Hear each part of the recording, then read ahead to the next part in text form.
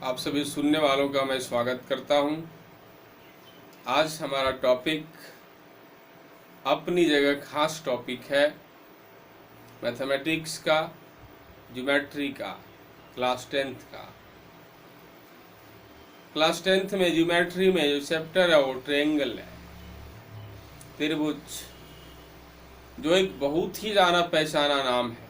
त्रिभुज बच्चा बच्चा जानता है त्रिभुज के बारे में, और उसी की बात को लेकर हम लोग कुछ सीख चुके हैं।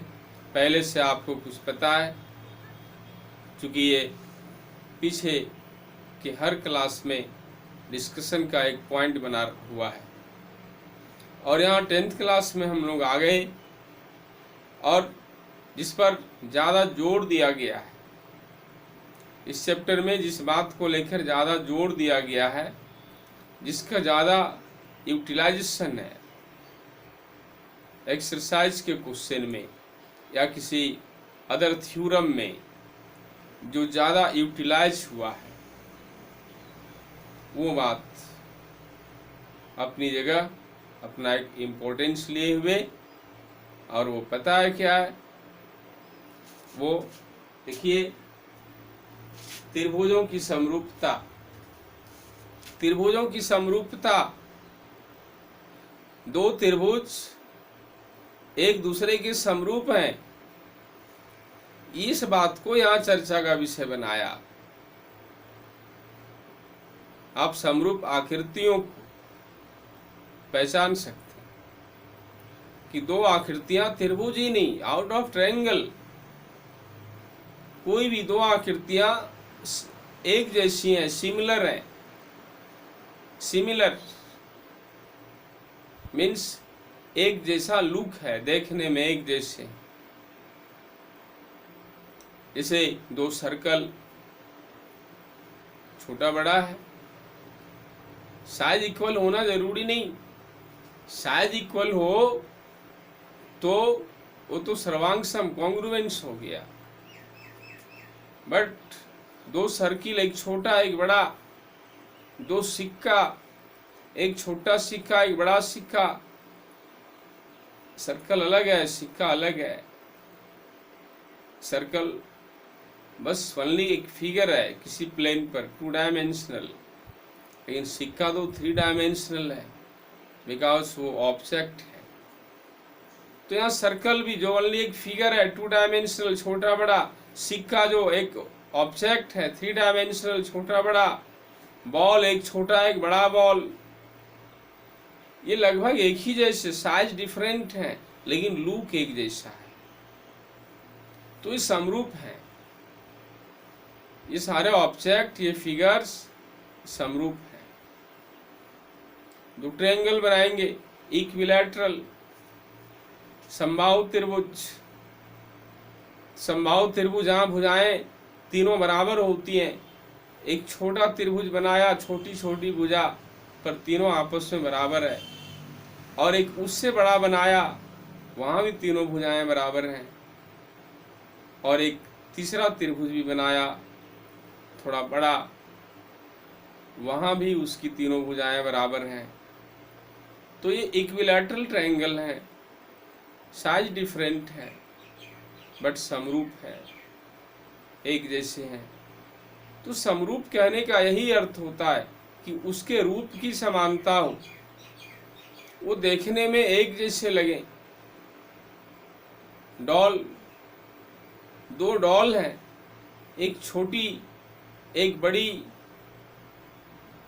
लेकिन उसका लुक एक जैसा है, सब उसका पोजीशन एक जैसा है, हाथ का, नाक का, आंख का, मुंह का, पैर का, सबका। तो वो समरूप है, वो एक ही जैसा है। मीन्स यहाँ समरूप होने में साइज का बराबर होना जरूरी नहीं होता, लेकिन उसके लुक का बराबर होना जरूरी होता है, उसके रूप का बराबर होना जरूरी होता है, उसके शेप का बराबर होना जरूरी होता है। Shape different word, size different word. तो ये समरूपता की बात है। दो सिलेंडर है, दो सिलेंडर, वो भी समरूप है, चाहे एक छोटा हो एक लंबा हो, एक का थिकनेस कम एक का थिकनेस ज्यादा, लेकिन वो समरूप है। दो टेबल एक जैसे दिख रहे हो, एक ऊंचाई कम है एक ऊंचाई ज्यादा है, वो समरूप। दो रेक्टेंगल है, दो स्क्वायर है, साइज में छोटा बड़ा है पर समरूप है। तो समरूपता का ये मतलब, हम लोग यहाँ पर आइए खास त्रिभुज की बात करते हैं कि दो त्रिभुज, किसी भी प्लेन पर दो त्रिभुज ड्रॉ किया हुआ है। यहाँ पर एक त्रिभुज ये और एक त्रिभुज ये दो त्रिभुज ड्रॉ किया हुआ है।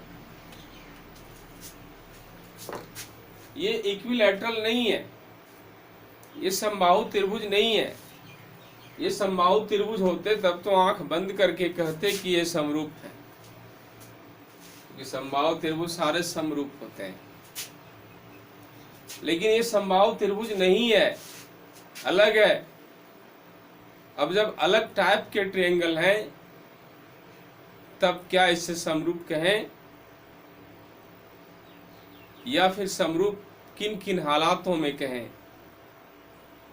इन दोनों त्रिभुजों के समरूप कहे जाने की क्या क्या कंडीशंस हैं, क्या क्या सिचुएशंस हैं, क्या क्या शर्त है, या फिर कोई शर्त नहीं कोई कंडीशन नहीं, यूं ही कह सकते हैं। इस बात पर हम लोग यहाँ डिस्कस करेंगे। स्टूडेंट्स, किसी भी दो ट्रायंगल को यूं ही सिमिलर नहीं कह सकते, उसके कंडीशंस हैं। और वो जो कंडीशन है, वो जो हालात हैं, उन दोनों त्रिभुजों के बीच वो जो खास बात होनी चाहिए, जिस खास बात की वजह से समरूप कहे जाएंगे, वो समरूप माने जाएंगे, वो समरूप हो जाएंगे, तो वो खास बात जब वहाँ मौजूद रहेगा, दोनों त्रिभुजों के बीच उन खास बातों का एक बैंडिंग रहेगा, वो शर्त पूरी होगी, तब बाकायदे हम उन त्रिभुजों को समरूप त्रिभुज कहेंगे, अदरवाइज नहीं कहेंगे। तो जो समबाहु त्रिभुज नहीं है, इक्विलैटरल ट्रायंगल नहीं है, अदर कोई भी ट्रायंगल है, तो हम यूं ही उसे समरूप नहीं कर सकते जब तक वो कंडीशंस अप्लाई नहीं हो।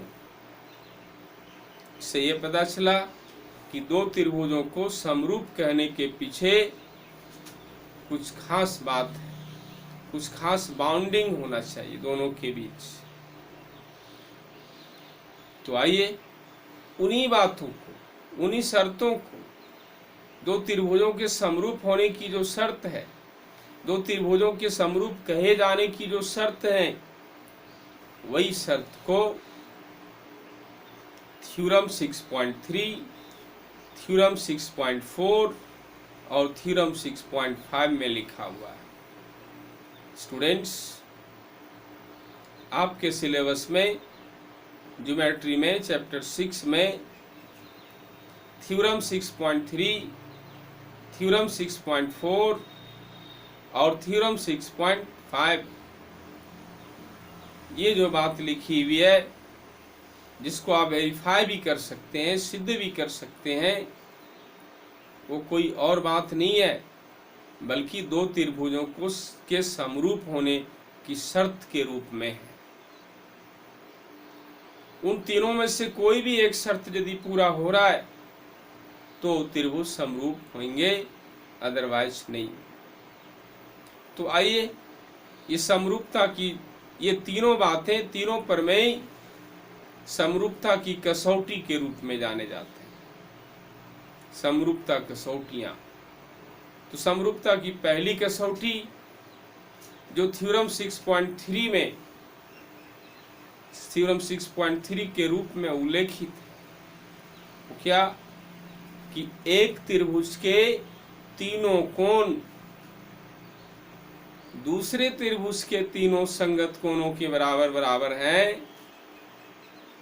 यदि ऐसी बात है दोनों में, दोनों के एंगल्स इक्वल हैं, तो दोनों समरूप हैं। ये थ्योरम 6.3 में। फिर समरूप हैं, किसी भी वजह से समरूप हो गए, तब फिर उसके बीच क्या क्या बात है? तो समरूप हो जाने की वजह से बाकी दो शर्त और जो समरूप होने की है वो उसके साथ ऑटोमेटिक लागू होने लगता है। हम इस बात को यहाँ पर एंगल एंगल एंगल समरूपता कसौटी के रूप में जानते हैं। कौन कौन कौन समरूपता कसौटी, जो थ्योरम 6.3 थ्योरम 6.3 में जो स्टेटमेंट लिखा हुआ है वही कौन कौन कौन समरूपता कसौटी है। Equiangular triangle are similar to each other. यदि ये ट्रायंगल ए बी सी नाम है, ये पी क्यू आर नाम है, यदि एंगल ए बराबर एंगल पी है, एंगल बी बराबर एंगल क्यू है, एंगल सी बराबर एंगल आर है, यानी इसके तीनों कोण इसके तीनों कोणों के बराबर बराबर हैं, तो ये दोनों त्रिभुज समरूप कहे जाएंगे। और समरूप कहे जाएंगे। इस समरूपता की पहली कसौटी, कौन कौन कौन समरूपता कसौटी, इसको लिखेंगे कैसे?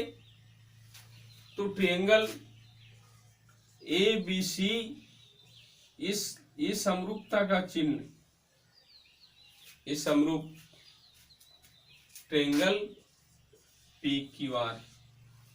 एक बात और यहां बता देते हैं, एंगल ए के बराबर पी है, एंगल बी के बराबर क्यू है। यदि ऐसा नहीं होता, एंगल ए के बराबर एंगल आर होता, एंगल बी के बराबर दूसरा एंगल कोई होता, तो ये दोनों समरूप होते, क्योंकि इसके तीनों कोण उसके तीनों कोण के बराबर बराबर है, इसलिए एनी हाउ सिमिलर होते। लेकिन नाम ये नहीं लिखा जाता angle A B C, triangle A B C similar to triangle P Q R नहीं लिखा जाता, बल्कि ए के इक्वल एंगल जो होगा, ए के इक्वल अभी पी है तो पी लिखे हैं, बी के इक्वल क्यू है क्यू लिखे हैं, सी के इक्वल आर है आर लिखे हैं, बट ये इक्वल अलग अलग एंगल, इस ऐसी बात नहीं होती। तो फिर जो बात होती, जो एंगल जिसके इक्वल होता उसका मिलान करते हुए, उसका ध्यान रखते हुए नाम लिखते, चाहे क्यू पी आर लिखते या आर पी क्यू लिखते, या फिर जो वहां पर सिमिलरिटी में एंगल में दिखता वो लिखते। लेकिन अभी यहाँ पर जिस हिसाब से इक्वल है उस हिसाब से पी क्यू आर, ये लिखने में सावधानी। इस समरूपता की पहली कसौटी स्टूडेंट्स, और क्या शर्त समरूपता की? दूसरी शर्त क्या? ये पहली शर्त तो समझ गए कि कोण बराबर हैं तभी ये त्रिभुज समरूप होंगे। और क्या दूसरी बात भी हो सकती है? दो त्रिभुजों के समरूप होने की और कोई वजह हो सकती है? हाँ, तीन वजह है। दूसरी वजह क्या? दूसरी वजह, यदि ये त्रिभुज दोनों, इन त्रिभुजों की भुजाएं आनुपातिक हैं, अर्थात भुजाओं का अनुपात समान समान है, तब भी त्रिभुज समरूप हो जाता है, तब भी त्रिभुजों को समरूप कहा जाएगा और उसे भुजा भुजा भुजा समरूपता कसौटी कहते हैं। दूसरी कसौटी साइड साइड साइड समरूपता कसौटी, साइड साइड साइड समरूपता कसौटी। जो थ्योरम 6.4 में है, थ्योरम 6.4 में एक त्रिभुज की तीनों भुजाएं दूसरे त्रिभुज की तीनों संगत भुजाओं के आनुपातिक है, तब ये त्रिभुज दोनों समरूप होते हैं, समरूप कहे जाते हैं। अर्थात इसकी भुजा ए बी और उसकी भुजा पी क्यू का अनुपात, संगत भुजाओं का अनुपात ए बी बटे पी क्यू, दूसरी संगत भुजा का अनुपात बी सी और क्यू आर, बी सी बटे क्यू आर, और तीसरी संगत भुजा का अनुपात ए सी और पी आर, ए सी की संगत भुजा पी आर, ये तीसरी संगत भुजा का अनुपात। देख रहे हैं, हम आगे भी यहाँ लिखते, जगह नहीं था इधर लिख दिया। तीनों संगत भुजाओं का अनुपात लिखा और ये तीनों संगत भुजाओं का अनुपात बराबर है, इक्वल है, तो भुजा भुजा भुजा समरूपता कसौटी से दोनों त्रिभुज समरूप कहा जाएगा। ये भुजा भुजा समरूपता कसौटी के नाम से जाना जाता है, जो थ्योरम 6.4 में है। आज से थ्योरम हम लोग इसका प्रूफ ढूंढ सकते हैं, इसे प्रूफ भी करना है। यहाँ भी ध्यान देना है कि ये तीनों भुजाएं यहाँ जिस जिस भुजा के अनुपातिक है वही इसकी संगत भुजा। यहाँ ए बी पी क्यू ये दोनों संगत, B C Q R A C P R ये संगत, तो यहाँ भी A B C similar P Q R लिखेंगे। लेकिन यदि यहाँ संगत भुजाओं का अनुपात इसकी तीनों संगत भुजा वहाँ अलग अलग भुजा के आनुपातिक है, तो नाम ये बदल जाएगा, ए बी सी समरूप पी क्यू आर नहीं लिखा जाएगा।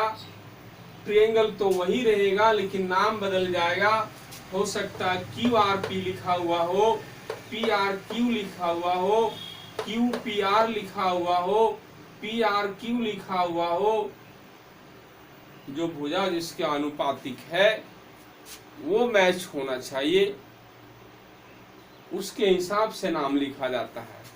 या कहीं भी आप किसी भी सवाल में कोई भी ट्रायंगल एक दूसरे ट्रायंगल के समरूप लिखा हुआ है, तो उस लिखावट को देखकर, उस लिखा हुआ को देख के, नाम को देखकर आप संगत कोणों का अनुमान लगाएंगे और संगत भुजाओं का भी। यहाँ नाम लिखने का या नाम के लिखे हुए होने का एक बड़ा महत्व है।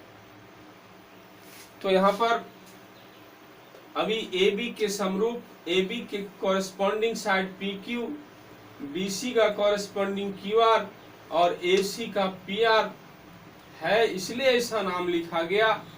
यदि ऐसा नहीं होता, अलग अलग साइड होता, तो नाम लिखते समय उस बात का ध्यान रखते कि कॉरेस्पॉन्डिंग साइड जो प्रोपोर्शनल है वो यहाँ मैच हो रहा है कि नहीं हो रहा है तो कुछ भी किसी भी तरह नाम लिख देंगे, सही नहीं होगा। ये दूसरी शर्त भी आपको पता चल गई कि यदि दो त्रिभुजों में ऐसी बात है, उसकी भुजाएं आनुपातिक हैं, तो आंख बंद करके कहो समरूप हैं। दो त्रिभुजों में संगत कोण तीनों आपस में बराबर बराबर हैं, आंख बंद करके कहो कि समरूप हैं।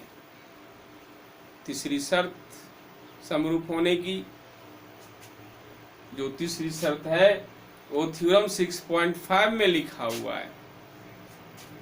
क्या है कि केवल दो भुजाएं आनुपातिक और उन दोनों भुजाओं के बीच का कोण बराबर हो।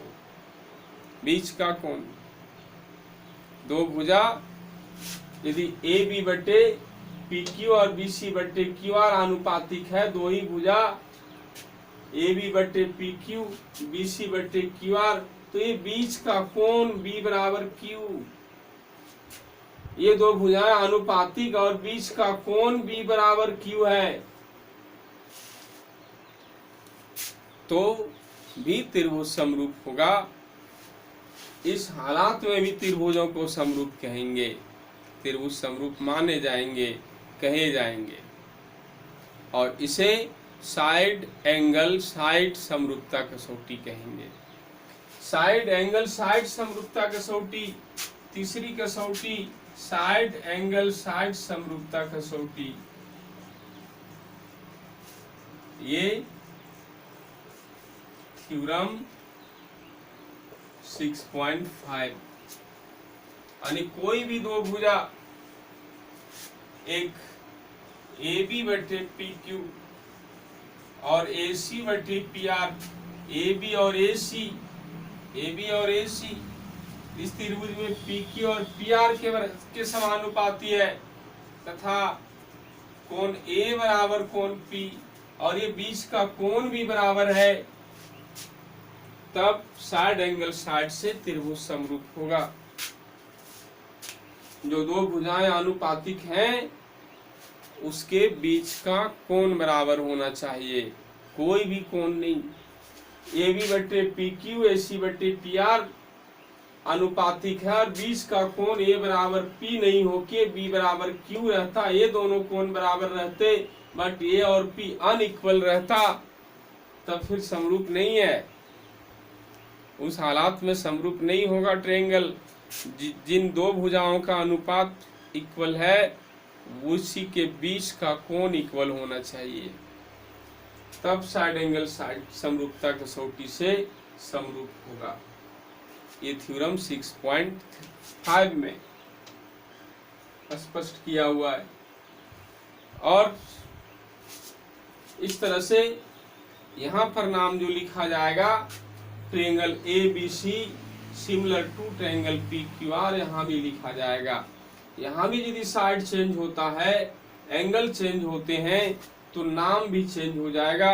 ये ट्रायंगल वही रहेगा बट नाम केवल लिखने का आइडिया, वो अक्षर चेंज हो जाएंगे। तो इस तरह से त्रिभुजों की समरूपता कसौटियां 3 ही है। चौथी ऐसी कोई बात नहीं, चौथी ऐसी कोई वजह नहीं, कोई शर्त नहीं, ऐसा कोई हालात नहीं जिस वजह से त्रिभुज समरूप हो। ये 3 ही है। 3 में से कोई भी बात यदि दो त्रिभुजों के बीच लागू हो रही है तो आंख बंद करके कहो समरूप है। और समरूप जब हो ही गया, किसी भी वजह से 3 वजह में से किसी भी वजह से हुआ समरूप, तो बाकी 2 वजह और जो होती हैं वो उसके साथ ऑटोमेटिक अप्लाई होने के लिए तैयार रहेगी। बाकी को आप अप्लाई करने के लिए इंडिपेंडेंट रहेंगे, फ्री रहेंगे। दैट मीन्स द एंगल से यदि सिमिलर है ये, तो निश्चित ही इसकी संगत भुजाएं बराबर, इसकी संगत भुजाओं का अनुपात बराबर होगा। यदि संगत भुजाओं के अनुपात के बराबर होने से यदि सिमिलर हुआ तो निश्चित ही इन त्रिभुजों के तीनों कोण आपस में बराबर होंगे। हम यूज कर सकते हैं, सिमिलर ट्रायंगल है तो उसकी संगत भुजाएं अनुपातिक है, इसका भी फायदा ले सकते हैं। तीनों कोण बराबर हैं, इसका भी फायदा ले सकते हैं। चाहे जिस वजह से समरूप हो, बट समरूप होने के बाद हम वो सारे कंडीशंस का लाभ ले सकते हैं। इन बातों को लेकर थ्योरम तो है ही। और फिर एक्सरसाइज 6.3। एक्सरसाइज 6.3 में जितने भी प्रॉब्लम्स हैं वो सब के सब बहुत ही आसान है। और इसलिए आसान है क्योंकि सारे सवाल तो समरूपता को लेकर, कि दो त्रिभुज समरूप हैं, समरूप होंगे, समरूप होने के बाद क्या होंगे, दो समरूप त्रिभुजों में क्या बात होगी, बस इन्हीं छोटी छोटी बातों को लेकर एक्सरसाइज 6.3 के सारे सवाल तैयार किए गए। लिहाजा वो बड़े साधारण किस्म के सवाल हैं। जिस किसी को थोड़ा कोई टफ लगेगा वो फिर हमें कमेंट करेंगे और फिर वो टफ लगने वाला कितना आसान है ये हम आपको बताएंगे। तो आइए हम उम्मीद करते हैं कि आज के इस लेसन को सुनकर आप एक्सरसाइज 6.3 के क्वेश्चंस पर अपना सेंस अप्लाई करेंगे और इन्हीं बातों के इर्द गिर्द सोचेंगे वहाँ, और फिर कोशिश करेंगे कि हम सॉल्व कर लें। जहाँ किसी को प्रॉब्लम हो हमें कहेंगे, कमेंट करेंगे, फिर हम आपका प्रॉब्लम सॉल्व करेंगे। और ये थ्योरम जो 6.345 ये परीक्षा के लिए बिल्कुल महत्वपूर्ण नहीं है, इम्पोर्टेंट नहीं है, परीक्षा में नहीं आते। लेकिन इस तीनों थ्योरम पर जो एक्सरसाइज 6.3 है उसके जो क्वेश्चंस हैं उसमें से कोई ना कोई सवाल परीक्षा में जरूर आता है। थ्योरम के नाम पर 6.1, 6.6 और 6.8 आता है। इन तीनों के बाद जिसका स्थान है परीक्षा में उपयोगी जिसे माना जाता है वो 6.2 और 6.9। लेकिन ये 6.3, 6.4, 6.5 और 6.7 परीक्षा की दृष्टि से बहुत कम वैलिड हैं, इम्पोर्टेंस बहुत कम है। तो हम इन तीनों थ्योरम को लेकर, इसका प्रूफ को लेकर कभी बात करेंगे हम, बट इसे हम भी इम्पोर्टेंट लेस मानते हुए फिलहाल इसकी बात नहीं करेंगे। लेकिन इसका यूटिलाइजेशन जो एक्सरसाइज 6.3 के सवालों में हुआ उसकी बात करेंगे। आप वहाँ अपना ध्यान केंद्रित करेंगे, वो इम्पोर्टेंट है। आइए इन्हीं बातों के साथ आज की बात को हम समाप्त करते हैं। आप सभी सुनने वालों को धन्यवाद।